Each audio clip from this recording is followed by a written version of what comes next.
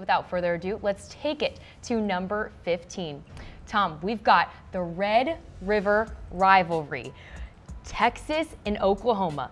Here, it's going to be Oklahoma took the win this past season, but will they be able to repeat in 2018 without a certain Heisman Trophy winner in quarterback Baker Mayfield? That's a fair question. I think it's a big concern for me when it comes to Oklahoma. I like Kyler Murray a lot. I'm a big fan of what we've seen Murray do in the past. My biggest concern is that we haven't seen a ton from Murray. We've seen some great flashes and upside there, but I want to see him do more on that, and I want to see him become a better passer. Like, we know he can run. We know he's an incredible athlete. I want to see him run a little bit more successfully and throw more successfully. Now the offense changes for Oklahoma. It's no longer, oh, we'll just let Baker Mayfield do everything. Now it's more lines of, okay, we're going to get Rodney Anderson more work. We're going to get some more work for Kyler Murray. We're going to have to ask other players to step up. You lose the Heisman Trophy winner, I don't care if Kyler Murray is the next best thing. It is a drop-off. I think to say otherwise is disingenuous and frankly unfair to what we've seen Baker Mayfield do for Oklahoma. That's the big concern for me. The one thing I know about this game is that it's almost always close. There are exceptions, but there are upsets there for reasons at times. I'm excited to see how Texas fares. It's later in the year. I want to see what Texas can do when it comes to stepping up in year two. It's one thing to have an iffy first year under Tom Herman. If he has a second bad year and they lose to Oklahoma again and they lose to teams that they should beat, like, that's when all of a sudden is Tom Herman year two, just Charlie Strong 2.0, and that's what you can't have. Well, this new recruiting class, number 3, this is incredible. Recruiting class, get some time, playing time. I think so. I think on defense that they lost a lot of key pieces. The offense returned some notable players, but you're going to have to rely on some of those freshmen if you're Texas because, yeah, Strong recruited well at times, but there has been quite a bit of turnover, and I think especially if you're Tom Herman, you're not quite as tied to some of those other guys. And I think Herman is very much, to borrow a phrase from Jim Harbaugh, is very much a meritocracy. If a true freshman comes in and he's ready to go, you're just going to play because you got to win games. It's not about, oh, well, our senior is the veteran there. It's you got to win games there. The big question for me at Texas, who's going to be the starting quarterback when this game starts? Is it going to be Shane Buechele or is it going to be Sam Ehlinger? And I think that's a very fair question to ask. And beyond just the quarterback battle, I think it's a matchup of two promising young coaches. You got large game Lincoln Riley, who had a great first season. On the flip side, Tom Herman, didn't have the best season. Didn't start well with a bad loss to Maryland, ended well with a win over Missouri in the Texas Bowl, had a great recruiting class. But Texas has to get back at some point. It can't just be a bunch of 8-win years. It's got to be 10, 11, 12-win seasons for Texas. So it might not be the Longhorns' year to bring home the Red River Rivalry. No, because I'd like to see them wait a little bit. Like, let's wait and see Texas have a little bit more success. So you're throwing up the thumbs up for Oklahoma in this one. I will go with Oklahoma. All right. Well, we want to know. Hopefully, I don't work Saturday because I'd like to go to this game. Right. I know. Exactly. A little bit more fun. We want to know who you guys got in 2018, Texas versus Oklahoma in the Red River Rivalry. Make sure to get your reactions in. Give us a heart for Texas or a like for Oklahoma. Tom, let's keep it rolling here. At number 14 on our list, we've got the Clemson Tigers heading to Tallahassee to face the Florida State Seminoles. Where do we start with this one? Tom, how about first this quarterback battle? Brewing in Tallahassee with DeAndre Francois, James Blackman, and either one will be up against one of the best defenses in college football. Clemson's defense is basically unfair. It's unbelievably talented up front. They're going to have multiple first-round picks on that defensive line. With Florida State, I don't know if it should really be a battle. Like, as long as DeAndre Francois stays out of trouble off field, he should be your starter. Like, James Blackman needed a year to redshirt and become more physically ready, and we didn't see that. And on the flip side with Clemson, again, I know I'm kind of in the minority here. I would love to see them go away from Kelly Bryant. We know what he brings, a great athlete, great runner, is accurate but doesn't bring the same consistent reliability as a passer as I think a guy like Hunter Johnson or Trevor Lawrence can bring. And with Clemson, look, they're going to continue to win because their defense is almost a cheat code. Like, that defense is unbelievable up front. I would be scared. Yeah, like if you're an opposing quarterback, especially if you're DeAndre Francois, who's taken beatings in back-to-back years with 1 year ending season after the first game. That is not you're who like, I want to go up against. Oh, man, I don't want to have to face this defensive line. My offensive line can't do it, and that's going to be the reality for a lot of teams that go up against Clemson, and it's a fair concern. As for Florida State, look, this is Willie Taggart's first chance. Like, how do you fare? You're replacing two legends in Bobby Bowden and Jimbo Fisher. Now, and this will be a prove-it game for sure. The Fisher era, as you know, Jordan, did not end well. Yes, it was very brutal, coming off one of the worst seasons in decades, I would have to say. Still some, I think that's a very fair statement there. Still some, I think, bad blood between Jimbo Fisher and FSU because he didn't end things on a good note. So, look, Clemson's schedule, there's no Auburn on their schedule this year, so that's a bit of a knock. But, look, we have Clemson as number 2 in our preseason top 25, Florida State as number 21.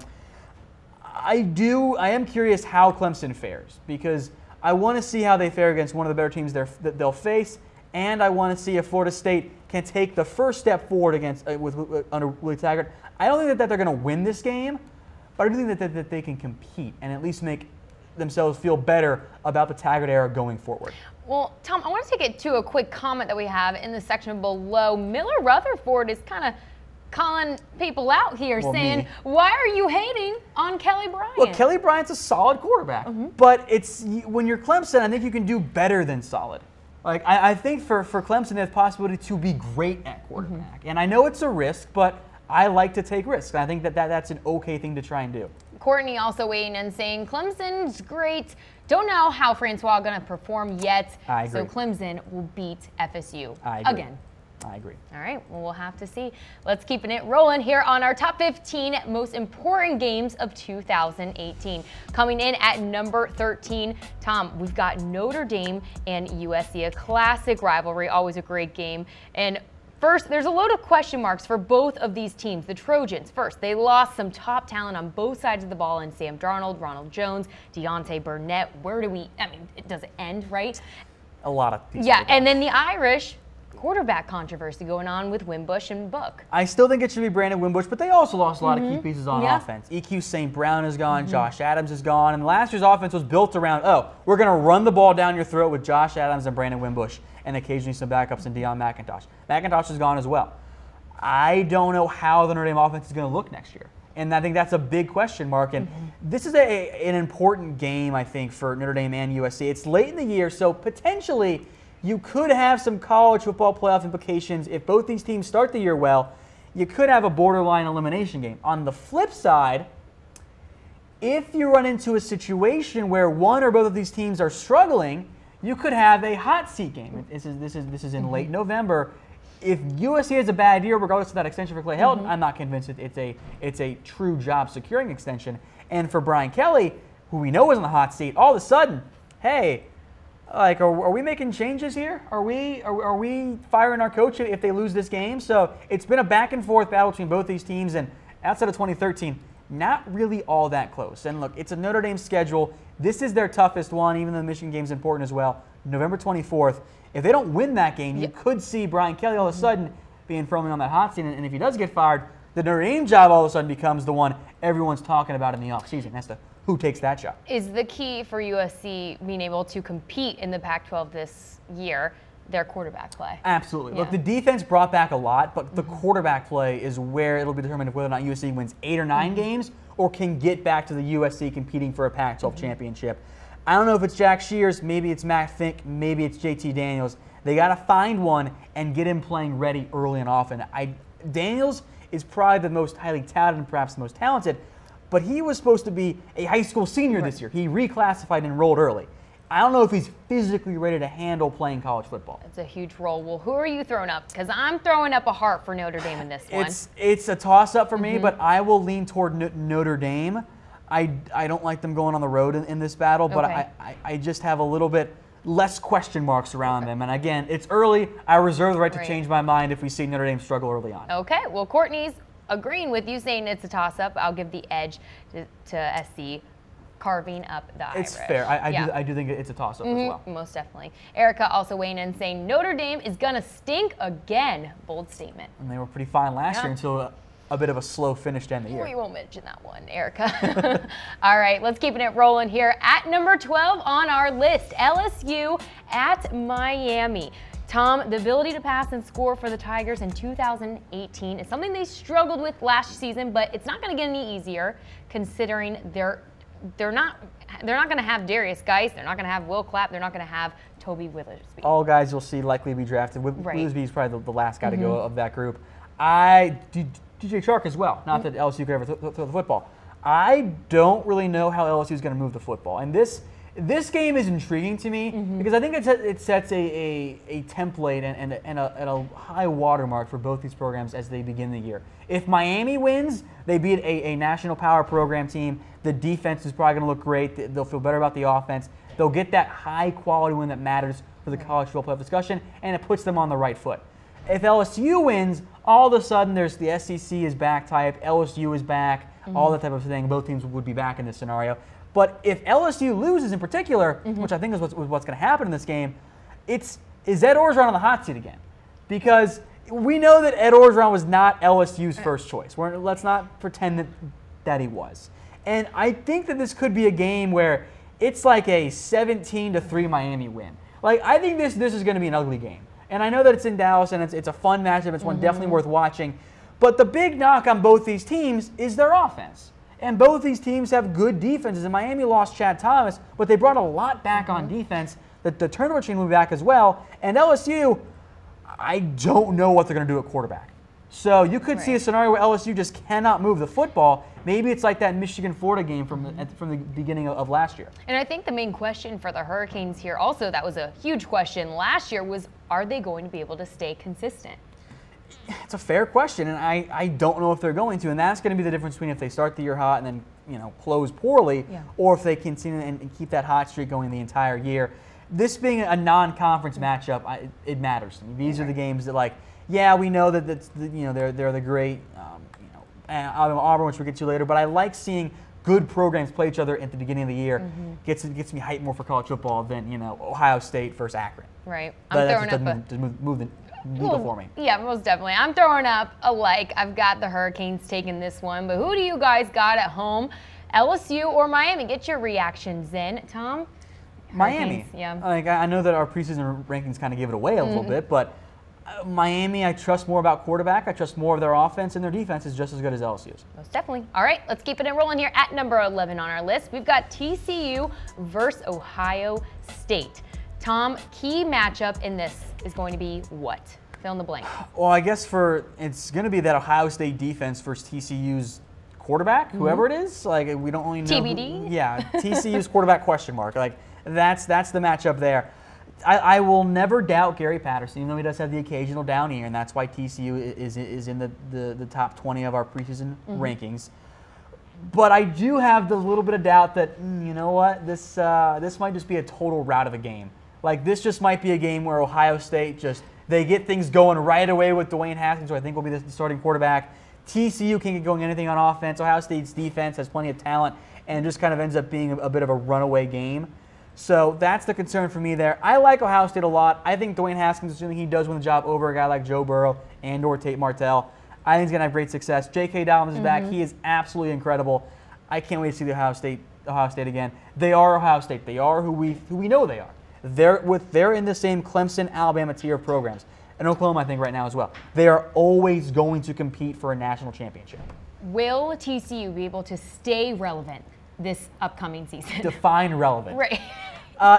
With a win against Ohio State? No, they're not going to beat Ohio State. But I think in terms of relevancy, they're going to remain, I think, in the mix to compete in the Big 12, especially if they can find a way to put up a good fight against Oklahoma. I don't think they beat Oklahoma. Maybe they don't make it to the Big 12 championship game again, but Oklahoma State is going to take a step back, so that helps TCU there. We'll see if West Virginia and or Texas can get to that next step as well. But TCU, I think, will again be a top 5 team in the Big 12, so I guess that's my mark for relevancy. Okay, and a quick question before we move on to number 10 on our list. You mentioned the quarterback battle, TBD. We lost Kenny Hill. Justin Rogers, is he going to be put in that mix? He's coming off injury, and I think that TCU would love to find a way to get him in the mix to be the starting quarterback. The good news is for TCU, and I guess this is good news, that they do have some guys who have played. Look, Sean Robinson, as a true freshman, did play in 6 games. Now, maybe he ends up being the guy because he was a highly touted recruit as well. But Rogers was the big-name guy, one of the highest recruits ever Gary Patterson has landed. So there's reason to wonder if it's going to be Justin Rogers. I think there's depth potential there, but there's not a lot of depth experience for TCU. Okay, that makes perfect sense. Let's keep it rolling here on our top 15 most important games in 2018, presented by Autolist. Next up at number 10, we've got West Virginia versus Oklahoma, Tom. Quarterback Will Grier and All-American David Sills are returning for their senior seasons, and this is going to be huge for the offense. But wait, you're laughing. Some of your Florida drawl snuck in there. Okay, well, that's the first time I've heard it on air. It's pretty funny. What is the question here with the defense? Are they going to be able to improve? West Virginia or Oklahoma? Because it's a fair question for both. West Virginia. We'll start there first. I don't know. Look, I think they'll be okay. I think the big thing for me with West Virginia is maybe not the defense, although it is played into this. Look, if they got to step up in the games that matter, and that was the issue for West Virginia last year. They were coming off that 10-3 season, and then they went 7-6, and it was like, that's not what you guys were supposed to do. You were supposed to be better than that. And it started early in the year when they lost to Virginia Tech, and they never really quite got back on track. They lost to TCU. They lost to Oklahoma State. They lost to Texas. They lost to Oklahoma now, and they lost to Utah in the year. Now, Will Grier's injury played a big, big role in that. But with West Virginia, if you want to compete in the Big 12, you got to win the games that matter. You got to beat TCU. You got to beat Oklahoma, and you have to beat Oklahoma this year. If they don't do that, they're not going to win the Big 12. And this is the look. We've seen in years past. I think this could be a big issue potentially for the Big 12. I think this year, Oklahoma, West Virginia, that's how West Virginia ends the year. Right. You could potentially see West Virginia play Oklahoma in back-to-back weeks for them in the regular season and then again in the conference championship game. And West Virginia's schedule, it sets up very well for them at the beginning of the year. They go to Tennessee. They go to Youngstown State. They go to NC State. They go to Kansas State as a home game. Texas Tech, Kansas, Iowa State, Baylor. They could very well start the year with nothing but wins. And then it's at Texas versus TCU, at OK State versus Oklahoma. That's a gauntlet for West Virginia. It's got to be Will Grier playing better. Right, and so we talked about West Virginia, what they need to do in order to secure this win in this matchup. But let's take it to Oklahoma. No more Baker for Oklahoma.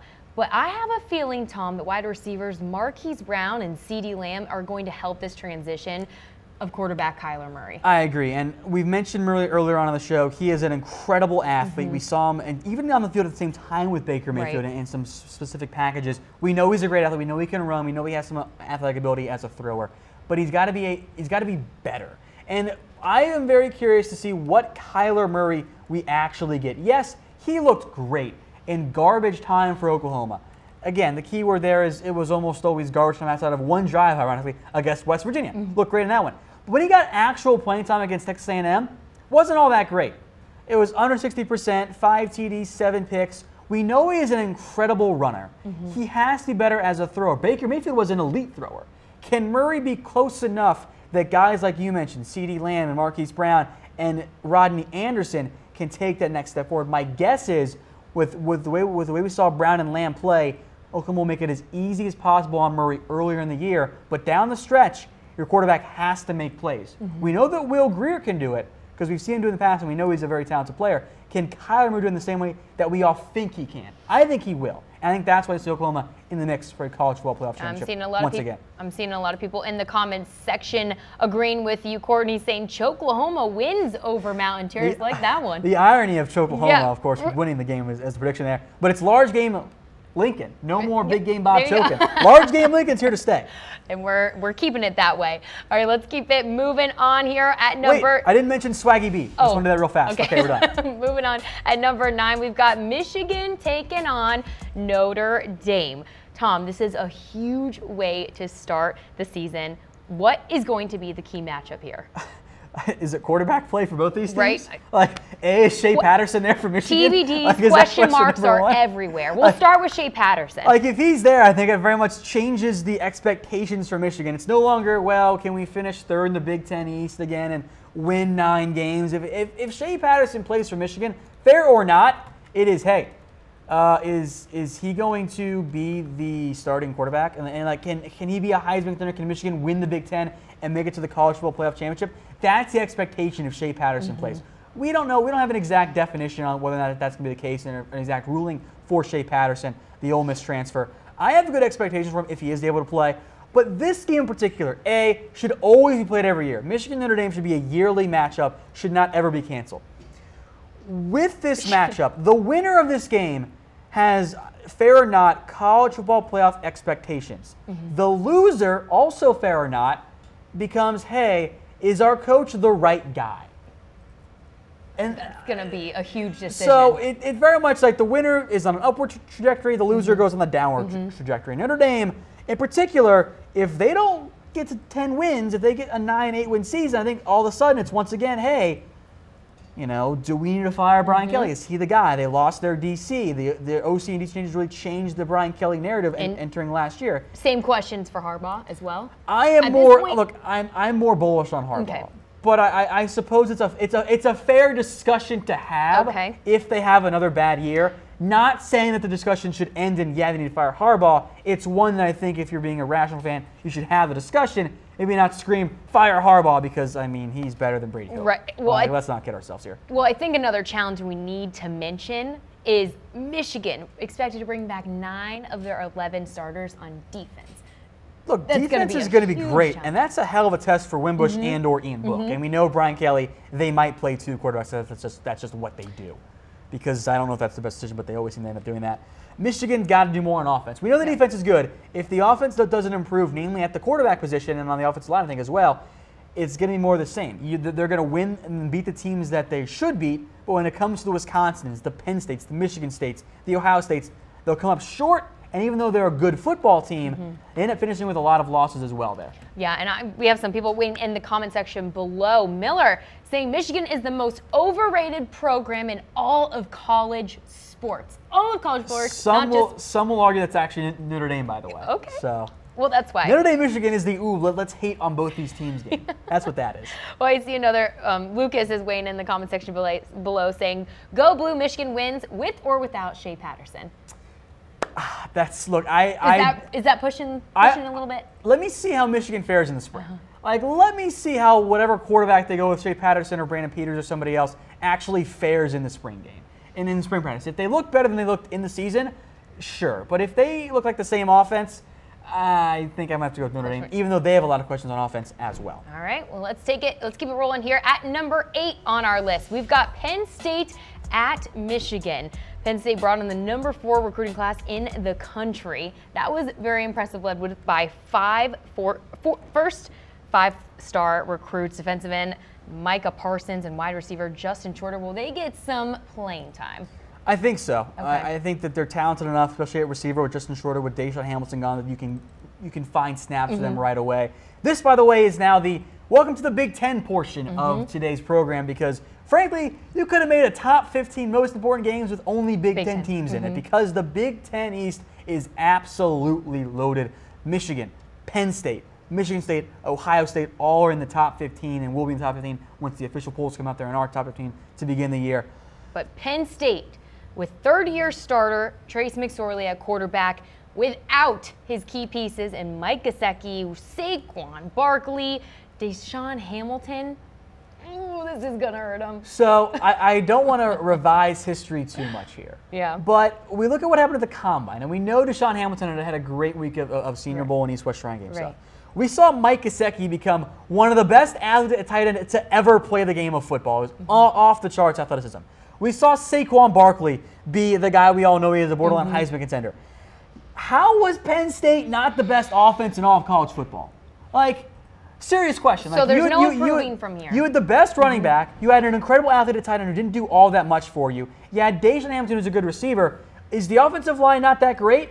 Or was Trace McSorley a product of the players around him? That's a good question. That's my fear. And my big fear for Penn State is the answer is going to be, McSorley was a product of playing with 3 great players as weapons. Now, he can do a Baker Mayfield type thing. I was not the highest guy on Baker Mayfield as a pro player because he had Samaje Perine, he had Joe Mixon, and he had Mark Andrews who stayed, and then he had D.D. Westbrook as well.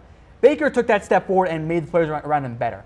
Now Trace McSorley has to do the exact same, and if he doesn't, Penn State will take a step back, and probably a big one as well. A lot of people will say that Saquon Barkley carried this whole Nittany Lion team. Is that true, though?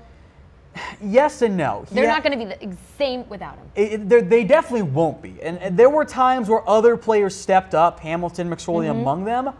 But every team that played Penn State went to the game plan and game planning week said, okay, how do we slow down Barkley? If Trace McSorley beats us, okay. If he beats us in the air, okay. If Miles Sanders or a backup beats us, okay. For Penn State, much like Oklahoma, the game planning changes. It goes from, okay, now we don't have to worry about Saquon Barkley. Now we got to stop Trace McSorley or have a more balanced defense in terms of stopping the opposing offense.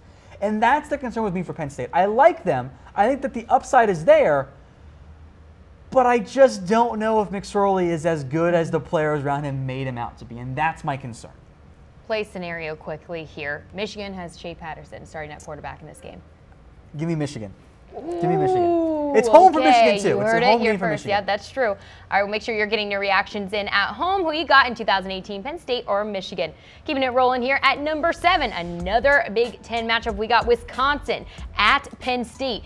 Tom, quarterback, Alex Hornibrook is back. But we need to see 2017 Orange Bowl Hornibrook, correct? Not versus Ohio State. Taking the words right out of my mouth, Jordan. If Alex Hornibrook can be what we saw in the bowl game, and the bowl game we saw out of Hornibrook was one of the, it was his best game ever.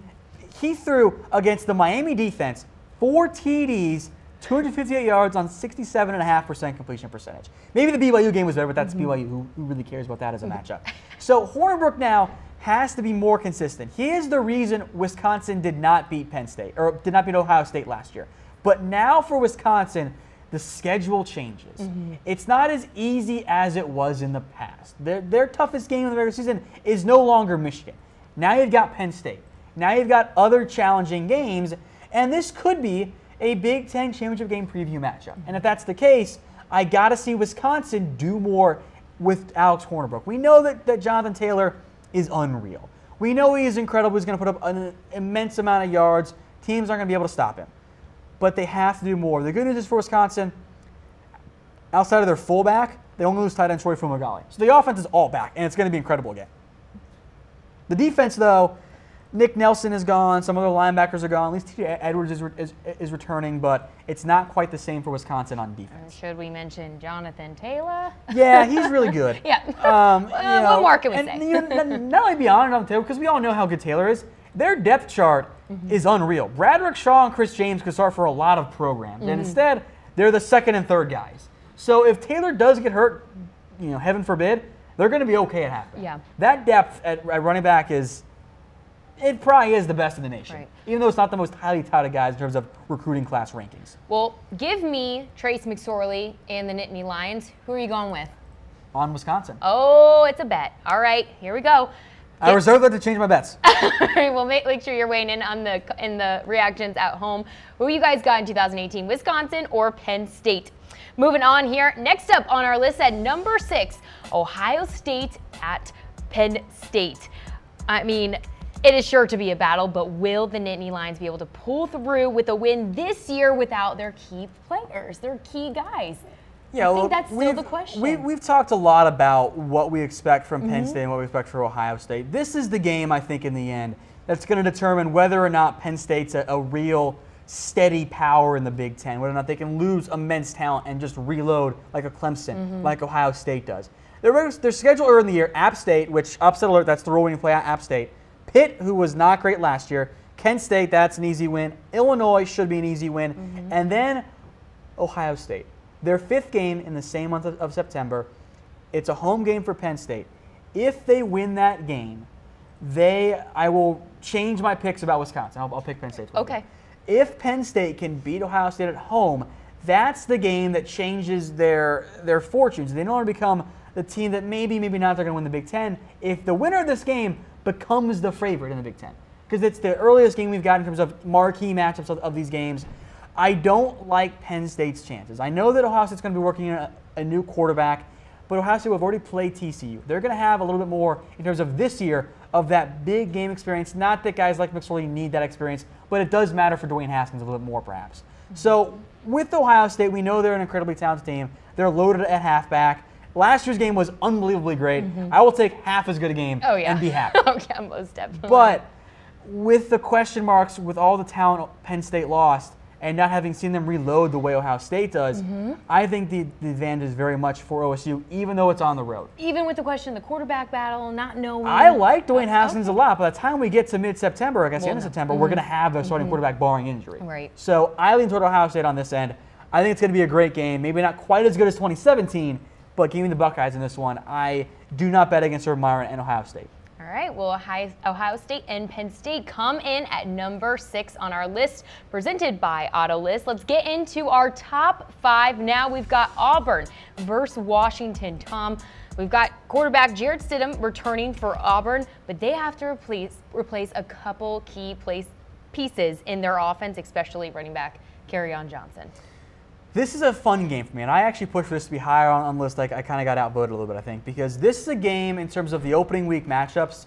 This isn't quite a college football playoff play-in game or elimination game, but the winner is in great shape and the loser is not so much. And I look here with Auburn and Washington. Both these teams could lose and still get in. But if Washington wins, that's a big deal for them because their schedule has not been great. And I'm not going to use the C word, because Huskies fans hates it. I'm not going to use that as a slur against them.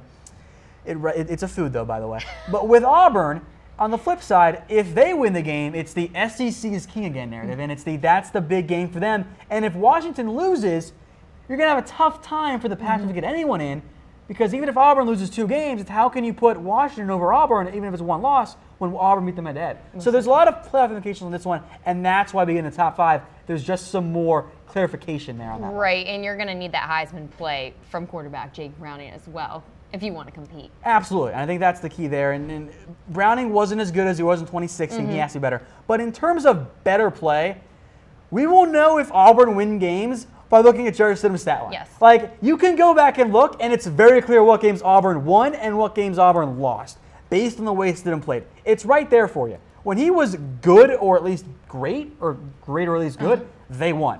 When he was bad, they lost. Clemson, LSU, Georgia, UCF. When he did not play well, they lost those games. With Kerryon Johnson and Cameron Petway gone, now it's up to Jarrett Stidham to not just be a guy for the offense, he has to be the guy. Oh, most exactly. definitely. Well, make sure you're getting your reactions in at home. Who you got, Auburn or Washington?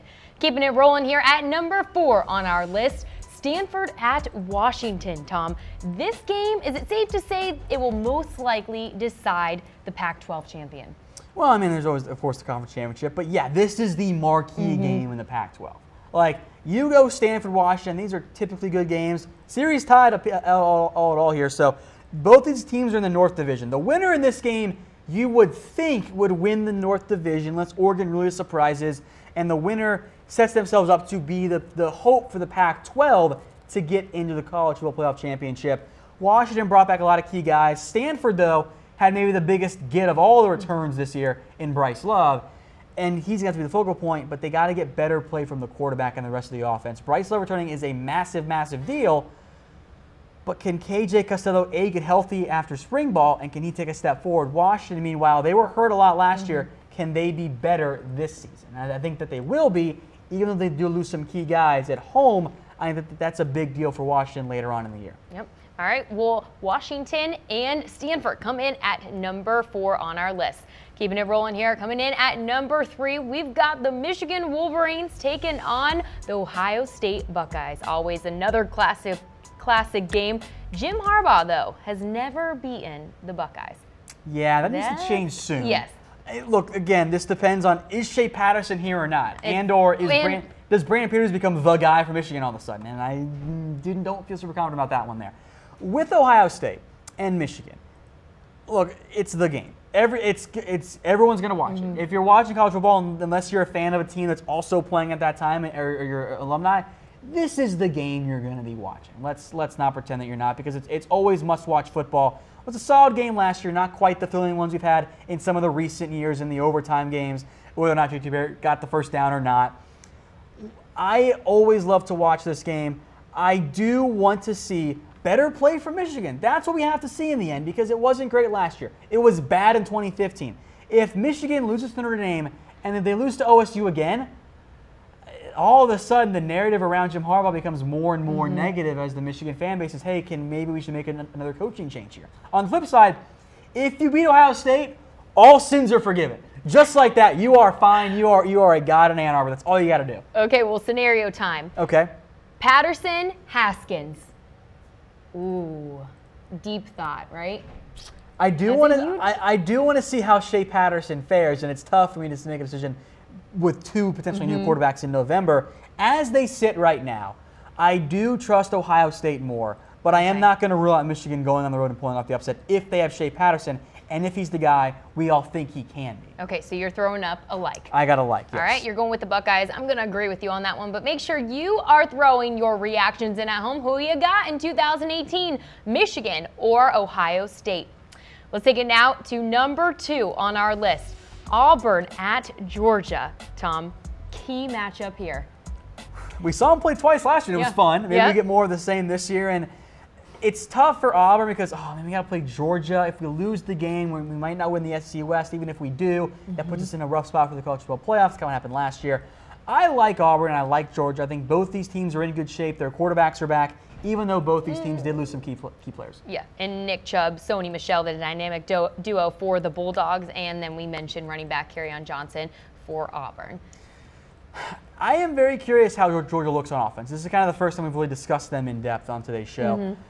It is no longer Jake Fromm, the game manager. It is now Jake Fromm, the guy on offense. Because if it's just, we're going to run the football, we're going to have a little bit of success there, we're going to do whatever, we're going to make life easy on our quarterback, it's not going to be the same. And as much as I love DeAndre Swift and Zamir White as a true freshman as well, they have to do more now.